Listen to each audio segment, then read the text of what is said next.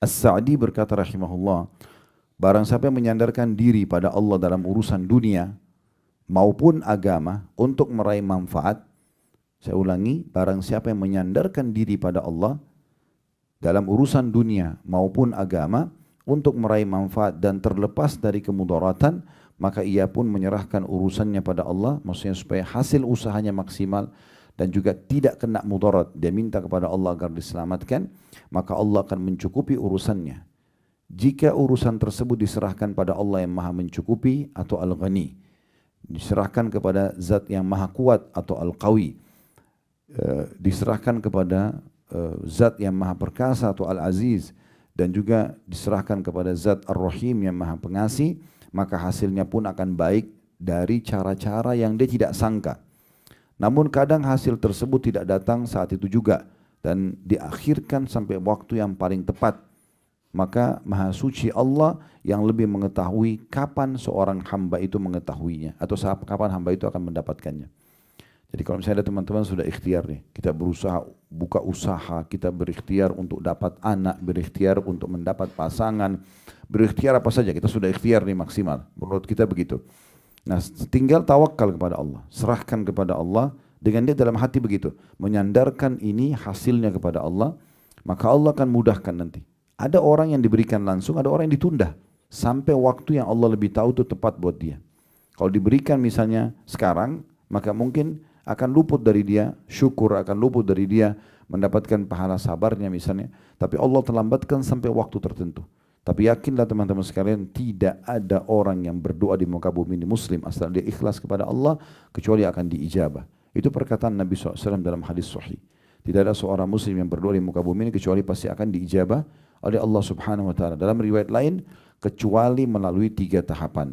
Yang pertama diberikan langsung pada saat itu, yang kedua akan dihilangkan musibah yang akan menimpa dia dengan doa itu, atau akan disimpankan dalam bentuk pahala yang dia panen pada hari kiamat. Kenapa Ustaz masih ada doa saya yang belum saya lihat hasilnya? Mungkin dia belum tawakal.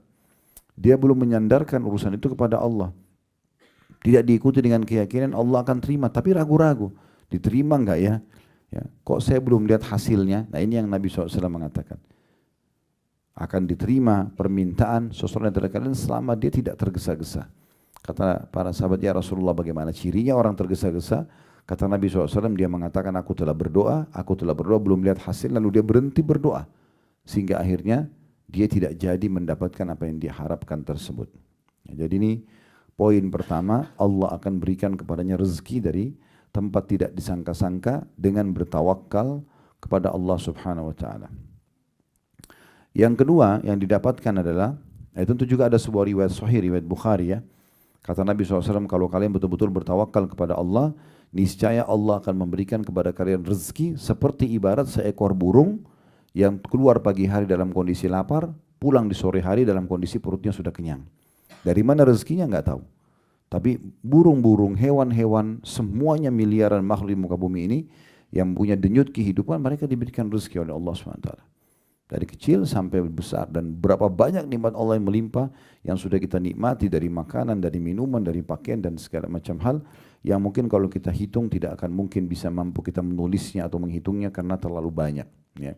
Manusia mudah kufur nikmat, mudah melupakan nikmat Allah Subhanahu wa taala, maka akhirnya mereka tidak bisa menilai kebaikan Allah Subhanahu wa taala.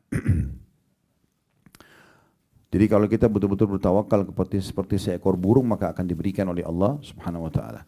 Saya berikan contoh yang lain. Pernah ada seorang salafus saleh dulu, dia keluar dari kebun kurmanya,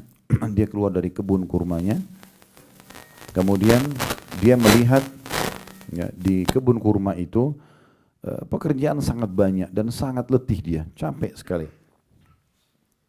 Maka dia pun keluar dari kebun kurmanya, di sebelah kebun kebetulan ada sungai.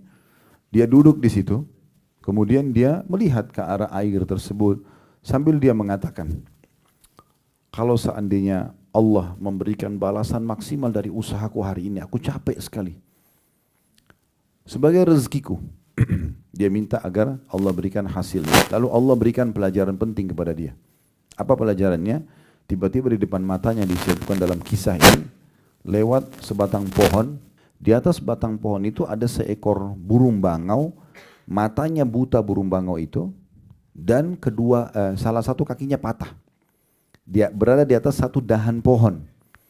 Di atas dahan pohon kakinya, dia cuma tertopang dengan satu kakinya, matanya buta, dan di atas batang pohon kakinya satu patah, dan dahan pohon itu lagi jalan mengalir bersama air. Maka orang ini mengatakan, saya ingin tahu bagaimana Allah memberikan rezeki kepada burung bangau ini. Subhanallah, sementara dia lagi merenungi kejadian tersebut, Allah ingin menghiburnya dan memperlihatkan kepada dia sebuah pelajaran penting. Maka dari kejauhan ada satu burung elang terbang, kemudian mencengkram ikan dengan kukunya. Setelah itu dia terbang kembali.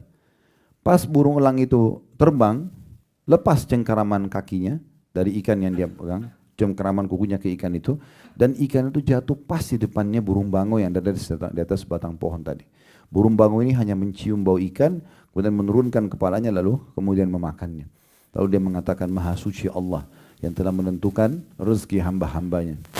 Dalam kisah yang lain Ibnu Qayyim rahimahullah juga pernah, beliau melihat ada seekor ular pada saat beliau ingin menuju ke satu tujuan, dan ada ular jalan di semak belukar, tapi kelihatan ular itu terlihat matanya semuanya putih.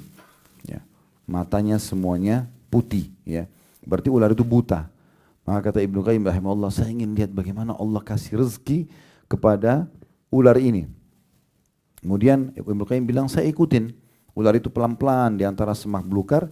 Ular ini jalan terus sampai kesentuh badannya di satu dahan pohon, dia pun naik ke atas. Begitu dia naik ke atas, Ibnu Qayyim bilang, saya angkat kepala saya melihat ular ini mau kemana. Ada dahan pohon, ya. Kemudian ular itu naik ke atas, di sebelahnya rupanya di dahan pohon itu ada satu anak burung yang sedang membersihkan sayapnya, tidak sadar kalau di sebelahnya ada ular. Ular juga buta tidak melihatnya. Tapi begitu dia mencium bau bulung tersebut, dia menyergapnya dan memakannya. Kata Ibnu Qayyim, Maha Suci Allah yang telah menentukan rezekinya burung ini, ya. Dan ini sebuah hal yang luar biasa gitu. Kemudian teman-teman sekalian, yang kedua yang bisa kita dapatkan adalah seseorang kalau bertawakal selain mendapatkan rezeki, maka juga dia akan masuk surga tanpa hisab. Jadi ini keutamaan yang luar biasa. Orang kalau menyerahkan hasil usaha, berusaha dulu lalu dia sandarkan kepada Allah, diikuti dengan penuh keyakinan Allah akan memberikan apa yang dia harapkan, apa yang dia minta, baik dalam waktu dekat atau mungkin ditunda beberapa saat, dan dia jangan putus asa, terus dia kejar dan minta kepada Tuhannya, terus dia manja dan mohon kepada Tuhannya, maka Allah akan kasih. Puncaknya dia akan dibalas nanti masuk ke dalam surga. Sebagaimana hadits Ibnu Abbas radhiyallahu anhuma, beliau mengatakan bahwasanya Rasulullah SAW bersabda, "Yadkhulul jannata min ummati sab'una alfan bighairi hisab."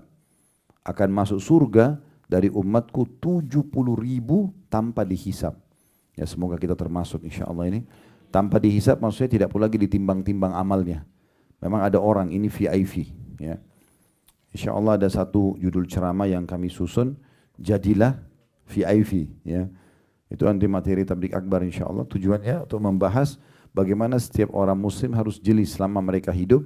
Mereka kenapa tidak menjadi orang-orang yang VIP yang bisa lolos di dunia, dapat rezeki dengan mudah, mudah disukai oleh manusia, disukai oleh Tuhannya, dan ada caranya semua untuk menjadi orang seperti ini. Fasilitasnya sangat bagus di dunia, di akhirat juga mereka akan mendapatkan yang terbaik, bahkan melewatin sirat golongan pertama seperti kilat cepatnya masuk surga dan mendapatkan derajat tertinggi. Semuanya bisa akan dapatkan. Kata Nabi SAW, akan ada 70.000 dari umatku, mereka masuk surga tanpa hisab dengan sangat mudah. Ini VIP ini. Lalu kata Nabi SAW, humul ladina la yastarqun. Mereka adalah orang-orang yang tidak minta diruqyah. Ya. Dari sini maksudnya ada orang yang tanpa sebab. Tidak ada masalah sihir, tidak ada masalah apa, tapi mereka suka bergantung pada ruqyah. Bisa bermakna itu, kalau ruqyahnya adalah ruqyah membaca ayat-ayat Al-Quran untuk berobat, atau bisa juga bermakna ruqyah di sini adalah ruqyah, ya, minta dalam secara etimologi atau bahasa, minta guna-guna, orang yang minta diguna-gunain, ya. Karena dia dalam secara etimologi juga bisa bermakna bacaan yang ditiupkan, gitu ya. Tapi intinya di sini sebenarnya ulama mengatakan mereka tidak minta ruqyah, tidak minta untuk dibacakan ayat-ayat, sementara mereka tidak bermasalah. Kalau ada seseorang antara kita memang ada rasa masalah, misalnya dia merasa memang sering kesurupan, sering ketindihan, sering mimpi-mimpi buruk misalnya, lalu dia minta diruqyah, ini berbeda, bukan tidak masuk dalam hadis ini. Mereka orang-orang yang tidak disebutkan dalam hadis ini. Karena Nabi SAW pernah menyuruh istri-istri beliau diruqyah. Ya, pernah Aisyah diruqyah, Nabi SAW pernah diruqyah oleh Jibril pada